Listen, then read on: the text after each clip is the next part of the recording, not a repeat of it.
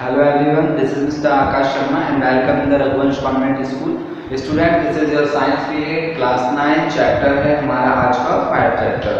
सो 4 chapter तक हम लोगों ने एक्सप्लेनेशन कंप्लीट कर लिया था, उसके पीडीएफ भी आपको सेंड कर दिए जाएंगे। तो उसमें से आपको अपना चैप्टर 4 कंप्लीट कर लेना है और साथ ही साथ में उसी की कॉपियाँ भी चेक करवा लेना है। कई सारे स्टूडेंट्स ऐसे हैं जिनकी अभी तक कॉपियाँ चेक नहीं हुई हैं। 4 चैप्टर तो ठीक है, बाकी उसके अलावा भी कई स्टूडेंट्स का फर्स्ट सेकंड चैप्टर भी चेक नहीं हुआ है।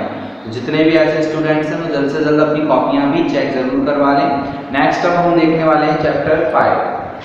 तो चैप्टर 5 अभी जैसे कि हम लोग देख रहे थे चैप्टर 4 तक, जो कि हमारा केमिस्ट्री का चैप्टर, केमिकली उन चीज़ों को समझाया जा रहा था, उनके फिजिकल मेथड्स के बारे में, उनके केमिकल मेथड्स के बारे में।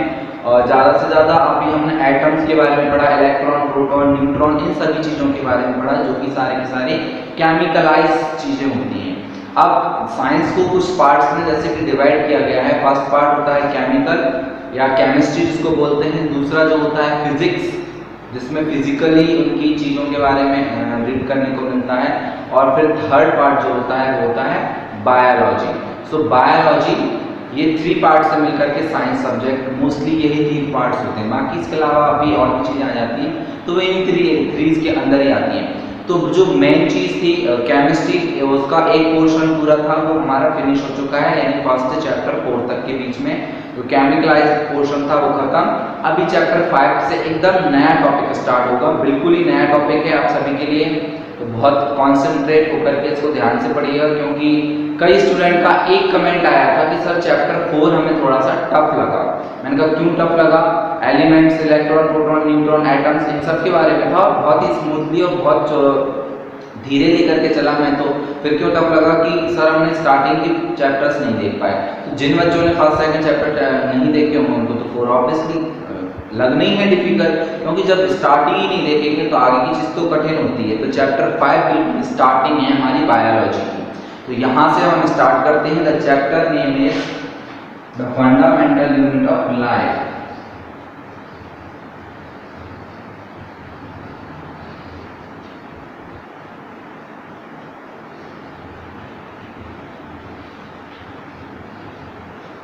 Fundamental unit of life. तो अभी मैं चैप्टर में जाने से पहले the fundamental unit of life यानी कि बायोलॉजी, आप सभी जानते हैं, बायोलॉजी से मैं स्टार्ट करता हूँ। चैप्टर में हम बाद में जाएंगे। चैप्टर पकड़ने से पहले बायोलॉजी को पकड़ते हैं। बायोलॉजी क्या होती है? बायोलॉजी यानी कि वो एक मेथड, वो एक सब्जेक्ट जिसके थ्रू हम जो लिविंग ऑर्गेनिज्म हैं उनकी सारी डिटेल्स को अच्छे से बारीकी से समझते हैं, पढ़ते हैं। उस चीज़ को या उस सब्जेक्ट को बोला जाता है बायोलॉजी, जिसमें हमको जितने भी लिविंग ऑर्गेनिज्म हैं, जितने भी, नॉट ओनली ह्यूमन बीइंग्स बल्कि हम सभी को कलेक्ट करके चलते हैं इसमें, तो जितने भी लिविंग ऑर्गेनिज्म हैं सभी को इसमें इंक्लूड किया जाता है। बायोलॉजी मीन्स कोई जीव, कोई लिविंग ऑर्गेनिज्म, कोई भी ऑर्गेनिज्म हो सकता है वो, तो उस ऑर्गेनिज्म की सारी डिटेल्स को जानना, ठीक है।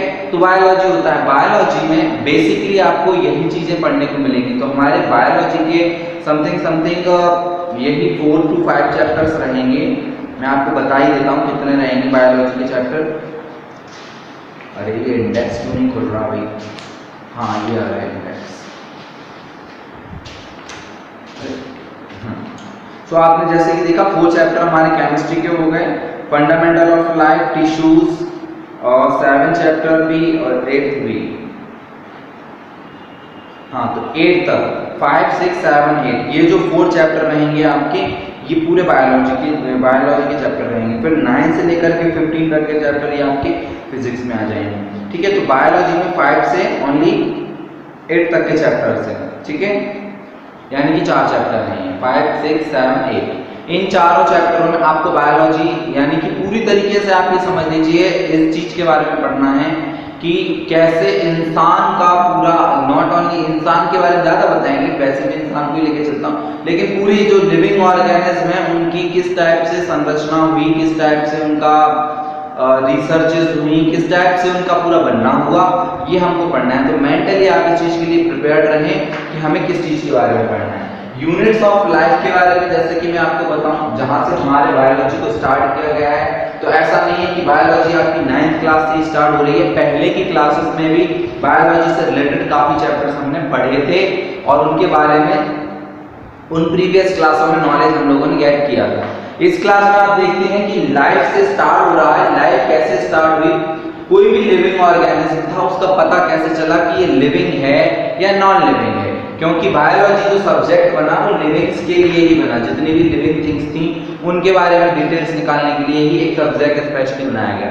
तो सबसे पहले के टाइम में पता कैसे चला कि कौन कौन सी चीजें लिविंग थिंग्स हैं, कौन कौन सी लिविंग नॉन लिविंग है। जैसे कि हम कहें कि हंसना, बोलना, चलना फिरना, ये सभी लिविंग थिंग्स के एक गुण होते हैं।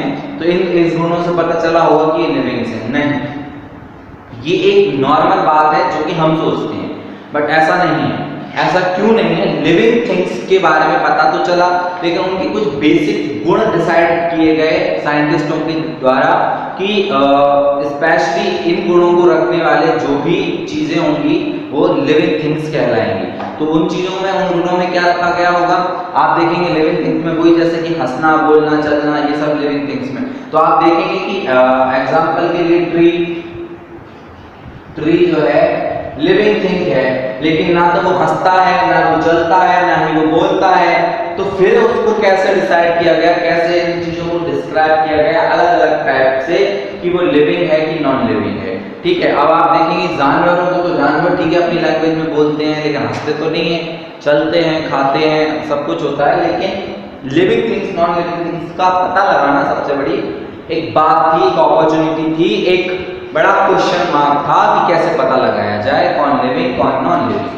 तो इसको डिसाइड करने के लिए, जैसे कि हम लास्ट अगर मैं चैप्टर पे आपको लेके जाऊं, इस पे कोई नहीं जाना चाहता, लेकिन फिर भी इस पे अगर मैं लेके जाऊं, तो जैसे हमने देखा था कि एटम जो होता है वो किसी भी चीज का, सपोज है बुक है या चौक है, तो ये इसका एक पार्ट होता है एटम, लेकिन फिर उस पार्ट का के अंदर भी बहुत सारे चीजें होती हैं, ऐसे इलेक्ट्रॉन, प्रोटॉन, न्यूट्रॉन, तो उसके थ्रू पता चला कि एटम होता है। ऐसे ही उसका यहाँ क्या कनेक्शन है, उसका कनेक्शन है यहाँ पे।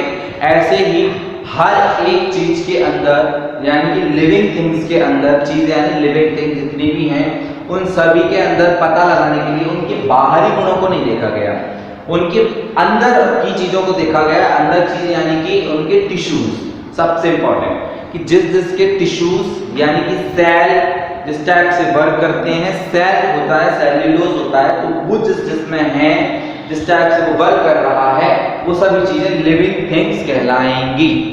ये मैं नहीं कह रहा हूं, ये किसने कहा, आपके बुक के साइंटिस्टों ने कहा। ठीक है, क्योंकि उस टाइम पे उन्होंने सोचा समझा, क्योंकि उस टाइम पे कोई ज़्यादा, आप लोग समझिए आज का टाइम तो फिर भी बहुत ज़्यादा डेवलप हो चुका है, लेकिन उस टाइम पे इतना डेवलपमेंट नहीं था। चीज़ों को पता लगाने में, सर्च करने में डबल एफर्ट लगता था, रिजल्ट भी उतने परफेक्ट नहीं आ पाते थे, क्योंकि चीज़ें बिल्कुल एकदम परफेक्ट नहीं थी। लेकिन आज के टाइम में अगर किया जाए तो आज के टाइम के हिसाब से तो हमें बहुत ईजी लगता है कि अरे लिविंग ऑर्गेनिज्म और नॉन लिविंग को समझना कौन सी बड़ी बात होगी।